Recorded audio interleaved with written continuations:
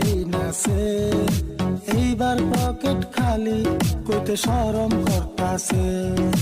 মিছা কথা কইবা না, যা কইবা হাসানুল্লাহ, আমি কিন্তু ভুলে যাবো তুমি আমার চাচা। হাই হাই, হুমকি দিয়া কথা বলার সাহস কোনে পালি? কয়বার কমু এক কথা, আমার পকেট খালি, আমার পকেট খালি।